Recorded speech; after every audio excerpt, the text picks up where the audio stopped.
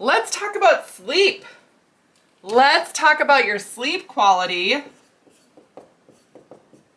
Sleep quality throughout the month.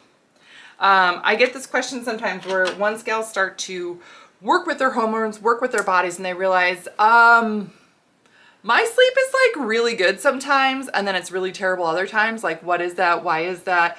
Should I take melatonin? What do I do about it? Right? And it's not just as simple as saying, oh, just take this and you'll be fine.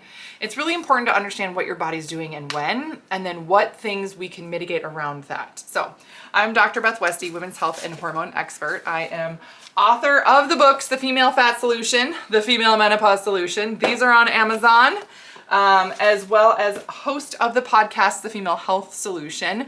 You can subscribe to that, as well as subscribe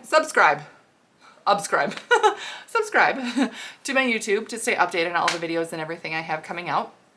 And one of the big important things here when we talk about sleep and understanding things throughout the month is this is just estrogen and progesterone. Now there's other hormones and things that shift and change throughout the month as well, but these are the main ones for us to focus on for today's purposes. And understanding that estrogen and progesterone are at different levels throughout the month, and that your body can be doing something very different than somebody else's. For me personally, I actually sleep better in the estrogen phase.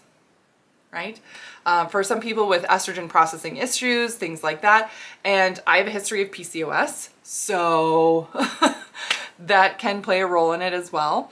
I'm also somebody who I just don't sleep as well during my progesterone phase. But for a lot of women, this is actually where they sleep the best because progesterone releases things that help you rest and relax better. Okay, just in my experience, again, not everything is cookie cutter for everybody. So if that is the case for you, cool. You can apply some of these sleep techniques here. But for me, and I also had really bad insomnia when I was pregnant. Every pregnancy I had, insane insomnia. Terrible. And since then, anytime I'm in my progesterone phase, I will have more disrupted sleep, or if I wake up in the middle of the night, it's way harder for me to get back to sleep. Should that be the case? No. But again, my hormonal regulation is not typical all the time. So I have to do things to help manage my stress, manage my hormones, and it does improve.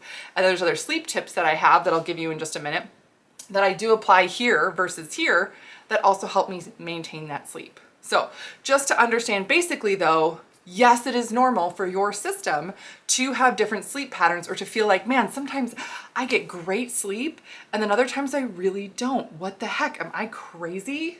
No, it's your hormones.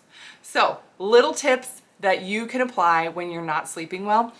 You can use valerian, chamomile, L-theanine. Those are fantastic. In terms of using a melatonin is actually one of the things that's measured on a Dutch test. And these are things that we talk about in the Female Hormone Solution program. So if you're not on that wait list, go below this video, get on the wait list right now. That's going to be really, really helpful. You'll get more information, but also understanding what is on your Dutch test specifically helps us tailor things to you so that you're not taking melatonin or something else that you actually don't need. What if it's your circadian rhythms? What if it's related to more hormonal imbalances? That's what we dive into.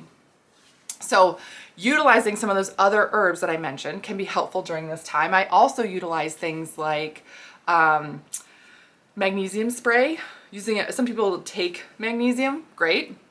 I like to use a spray. I spray it on the bottoms of my feet, the top of my feet, legs. I rub it in, and oh my gosh, especially here during week 4, knocks me out.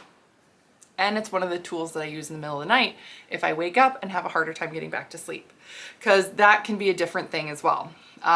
Also understand that your sleep regulation can also be tied into not only your cortisol levels throughout the day, but also your blood sugar levels. So I have some gals that we work on cortisol regulation, or we work different things with protein intake and berberine, blood sugar regulation that also really help improve sleep overall. So, but again, it depends on you specifically, what your hormones are doing and what your system really needs. These are things that we dive into and help you work through so that you can maintain fantastic sleep all throughout the month. That it's not just sometimes, or it's not just like, well, I hope this works now. We really help you come to the right special formula for you so that you can maintain the best results overall.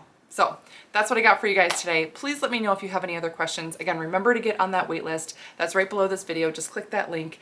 And then you can also comment. I do check the comments and do respond to them. If you're not comfortable commenting, don't hesitate to send me an email because I do respond and I hear from women all over the world every single day. So that's what I got for you today. Thank you for tuning in and I will see you guys later.